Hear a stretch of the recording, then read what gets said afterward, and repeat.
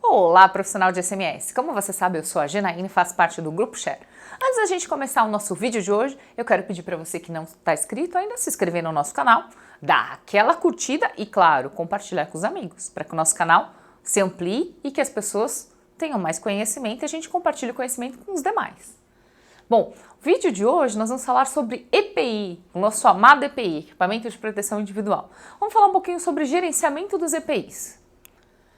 Então, o objetivo do vídeo de hoje é falar sobre a seleção de EPI. Então, como é que eu seleciono um EPI? Como é que eu coloco esse EPI para teste? Como é que eu sei que o EPI é confortável para o trabalhador? O custo do EPI, então, quanto isso custa para mim? Quanto custa a implementação de um novo EPI? É legal fazer seleção? Não é legal? E o gerenciamento. Como é que eu vou gerenciar a entrega do EPI? Afinal, você tem que manter o registro. E como é que eu gerencio isso? Então, o vídeo de hoje é bem interessante. Vamos lá?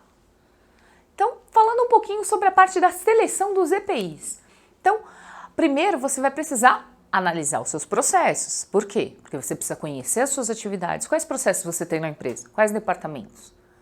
Quais são os riscos que você tem que você vai precisar proteger o seu colaborador daqueles riscos? Isso você precisa conhecer.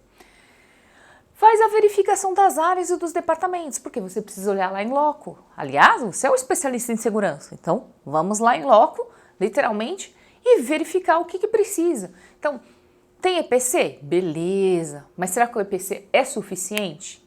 Então, talvez eu precise colocar um EPI para complementar a proteção. Aí você vai avaliar no seu processo. Opa, está acima do nível de tolerância? Não está? Fiz LTCAT já, que são os laudos ambientais? O EPI que eu adotei naquela época é suficiente ou não? Poxa vida, na época que eu implementei o equipamento era novo, não fazia tanto ruído. Agora o equipamento já desgastou um pouco, faz mais ruído. Ou então, na área A eu tinha 3 maquinários, agora eu tenho 5. Gestão de mudanças. Será que eu avaliei o ambiente com 5 equipamentos? O ruído aumentou? Será que o enclausuramento foi suficiente? Será que eu preciso adotar um EPI que tenha uma proteção maior? Então, tudo isso a gente precisa analisar e é nesse momento que a gente vai analisar, quando a gente for fazer a verificação dos departamentos. Tá? Lembre-se sempre, se você já adotou EPCs e, claro, se tem medidas administrativas lá. Se você se recorda, na NR1 ele fala sobre a hierarquização dos riscos. Então, dá uma olhadinha na hierarquização dos riscos. Lembra que o EPI é a última etapa, ou seja, é a última barreira que você vai ter. Então, claro, imagina que você já adotou todas aquelas etapas, agora você chegou na etapa do EPI. E, aliás, o EPI precisa ser muito bem selecionado, porque você não quer o seu colaborador adoecendo ou mesmo tendo uma questão de insalubridade aí na sua empresa. Então, beleza, você foi nas áreas, verificou, precisa de EPI. Opa, então você identificou a necessidade de EPI. Então, agora vamos lá. Então, agora a gente vai fazer um mapeamento dos tipos de EPI. Porque não é só a necessidade. Quais os EPIs que ele precisa? Ah, precisa de calçado de segurança, com biqueira, biqueira composite, biqueira aço, biqueira plástica. Precisa de protetor de metatarso. Ah, vai precisar, por exemplo, da luva. Que tipo de luva? Óculos, que tipo de óculos? Protetor auricular, qual tipo? Inserção, concha, capacete, pode ser casquete. Né? Então, é isso que você, como especialista em segurança, vai poder fazer nessa parte de seleção. Então, tem que ter esse mapeamento. Então, você tem que identificar o que você vai precisar. Então, coloca lá na sua planilhinha, abre uma planilhinha e coloca lá, por departamento, quais são os EPIs necessários. Colocamos lá os EPIs necessários. E agora, o que você vai fazer? Você vai relacionar os fabricantes e revendedores. Então, preciso de luva. Preciso de luva, por exemplo, pigmentada. Quem são os fabricantes? Tais, tais e tais. Justamente para você começar a fazer todo o seu mapeamento e o seu gerenciamento de EPIs.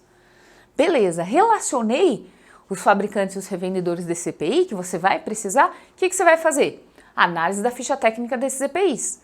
Por quê? Porque você precisa ver o nível de proteção. Poxa vida, às vezes o protetor plug tem vários níveis de proteção dos plugs, vários níveis de proteção do protetor tipo concha. Então, você precisa avaliar o nível de proteção que você precisa. Claro, você nem precisa pegar, né, o mais simples, porque às vezes não vai atender a sua necessidade, nem o suprassumo, porque o custo é elevado e com certeza a alta direção da sua empresa não vai gostar nada de você gastar muito com EPI. Então, lembre sempre disso, tem que atender a sua necessidade de proteção e veja o custo-benefício. E qual que é o custo disso? Né? Então, sempre lembre, tem essas duas questões, atender o que você precisa e o custo do equipamento. Porque EPI é um investimento que você vai estar protegendo a saúde do seu trabalhador, vai estar protegendo ele, minimizando o caso de um acidente. Faça a aquisição do EPI ou solicite. Por quê? Porque você vai precisar de algumas amostras para testar. Imagina que você comprou um lote grande e depois os colaboradores não se adaptaram àquele EPI. Lembra que o seu público, o seu cliente é o colaborador. E ele precisa estar confortável em usar aquele EPI. Porque se for desconfortável, ele não vai usar. Na hora que o profissional de segurança ou o supervisor não estiver olhando, ele simplesmente vai tirar o EPI. E aí, a proteção não vai ser efetiva. Então, precisa ser confortável. Então, justamente por isso que você faz. Normalmente, ou você entra em contato com o fabricante ou com o revendedor, solicita umas 3 amostras, ou você compra mesmo, faz a aquisição e compra para teste. Maravilha! Você seleciona depois o pessoal que vai usar esses EPIs de teste. Lembrando que assim, você vai fornecer esses EPIs para teste para alguns colaboradores. Então, os colaboradores geralmente que são aqueles que estão expostos ao risco e você, antes de fornecer, você vai chamá-los, fazer uma reunião, explicar que você está tentando fazer uma melhoria e que vai colocar aquele EPI, que tem a ficha tal, que protege tanto quanto outro, que você está tentando testar e dar uma opção para eles.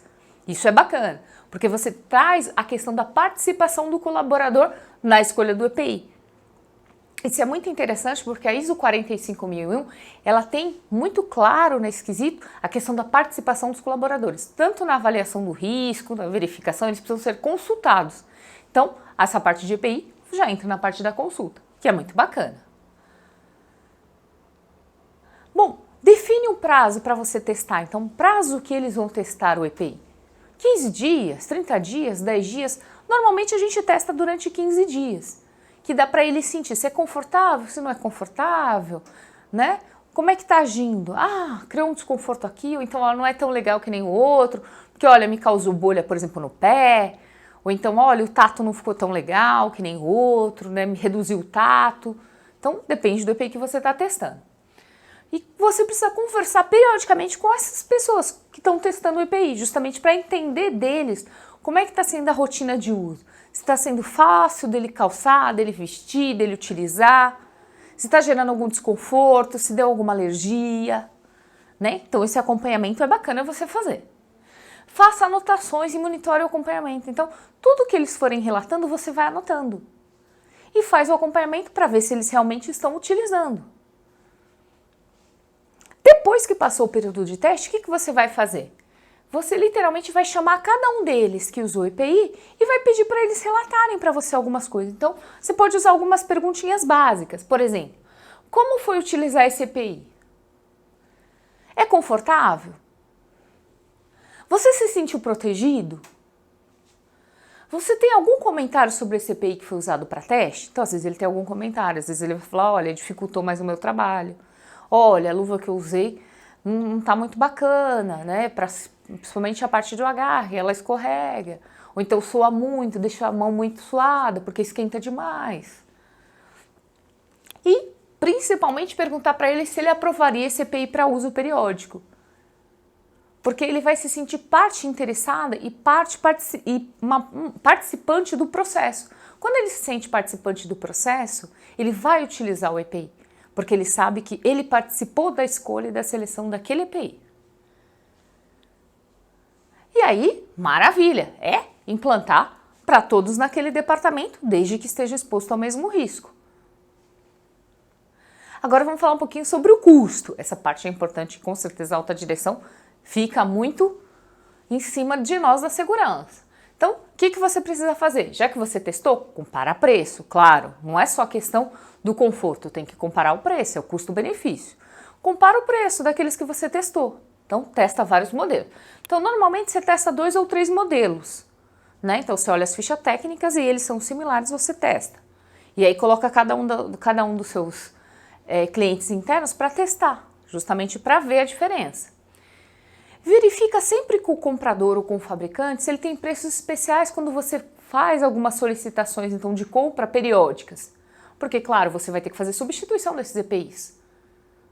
E, aliás, você precisa comprovar pela norma que você faz a substituição periódica, quando está danificado, né, quando o EPI já sofreu alguma alteração. Então, você tem que comprovar isso. E você pode também solicitar um apoio para o pessoal de suprimentos ou o pessoal de compras, para negociar, né, com o fabricante ou com o revendedor para conseguir um preço diferenciado. Ajuda muito, às vezes você consegue um desconto melhor. Agora a gestão, como é que você vai fazer a gestão desses EPIs? Então, claro, você sabe que tem a ficha que você precisa registrar a entrega dos EPIs. Isso está lá na sua NR6. Então, você pode usar software? Pode. Hoje muitas empresas adotam software que usa biometria. Algumas empresas ainda usam manual, que é aquela fichinha cartonada, não é a fichinha de sulfite simples. Por quê? Porque você precisa guardar o registro. Para caso você tenha uma ação trabalhista, você precisa comprovar que você entregava os EPIs e que fazia a substituição periódica. Ou então, quando você, por exemplo, precisa emitir o PPP, que você precisa informar o antigo número do CA, que agora é certificado de conformidade, que você precisa informar no PPP do colaborador. Então, para isso você precisa ter esses registros. Então, lembre-se sempre quando você for fazer, ou seja, sua gestão por software ou manual, o custo de implantação. Por quê? Porque você vai ter que ter as EPI, as fichas de EPIs, onde você vai guardar, como é que você vai organizar, né? Como é que vai catalogar isso? Ou você vai usar o software, custo de implantação do software. Os relatórios que você vai precisar gerar. No caso do software, já faz automático. No caso manual, você vai precisar ver a questão da periodicidade. Então, por exemplo, aquele colaborador pegou um plug tipo inserção hoje. Daqui a 15 dias ele vai pegar outro, daqui a 30 dias. E se passou 90 dias e ele não pegou e ele trabalha numa área ruidosa? Você está tendo esse monitoramento? Precisa. Redução de erro por tornar automatizado. Então, preferencialmente usa software. Por quê? Porque manualmente pode acontecer, por exemplo, de rasurarem a ficha. E aí você vai ter um problema. E qualidade na informação. Muitas vezes quando é ficha cartonada, preenche-se à mão. Então pode acontecer de não entender a letra da pessoa que preencheu, por exemplo. E quando é automatizado, não. O sistema é automático.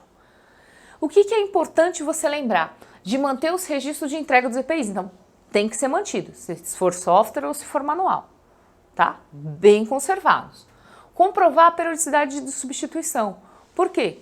Imagina que você deu só um protetor para ele trabalhava numa área ruidosa. Como é que você vai comprovar que ele tinha a proteção adequada? Então você precisa mostrar que você está trocando constantemente o EPI dele. E esse é o principal, que é o relatório de análise e avaliação. O que é esse relatório de análise e avaliação? Avaliação do EPI que você testou.